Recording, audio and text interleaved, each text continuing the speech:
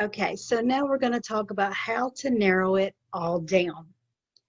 There's some questions you can ask yourself to make it easier to choose curriculum. So it's not so overwhelming, because when you just type in Google homeschool curriculum, you're going to get a ton. You're going to get the ones that have paid for advertising. You're going to get just tons and tons and tons. So we want to narrow it down. Here's some questions to ask yourself. One, do you want secular or faith-based? That will smooth things. That's usually the main thing people want to know when they start looking. So when you ask yourself that, it scoots it. You have two sections now. Then, so you pick whichever one you want. Either one's fine. No right, no wrong. Everybody's different. Then you look at this and you're going to pick do you want online or offline? That's going to make two sections, whether, and then you have only a fourth of that curriculum. I will suggest that if you have small children, like I have a kindergartner this year, I have 5 total. Littles do not need to be, their main source of curriculum does not need to be online. Now I know sometimes that's what's going to work, but I suggest to have some type of physical curriculum just so that you can make sure they're not missing holes. It's very easy for littles to have holes because they don't know how to communicate there's a problem. They're little, so you have that back and forth and you can actually see. So I prefer to have something physical curriculum with littles. Another thing to ask yourself is, what is my child's learning style?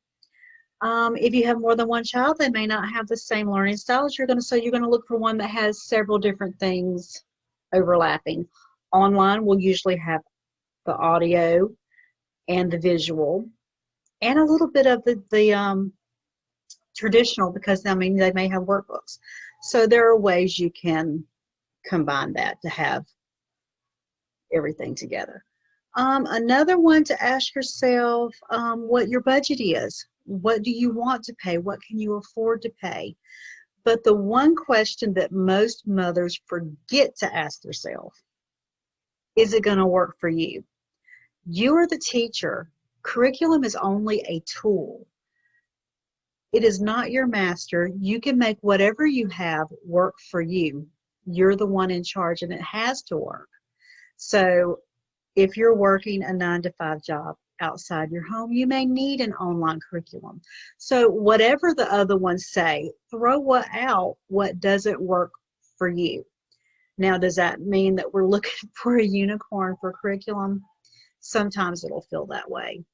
I wish I could sit down and give you, oh, you're doing this, do this. But really, for every family, what you choose is going to work differently for every family.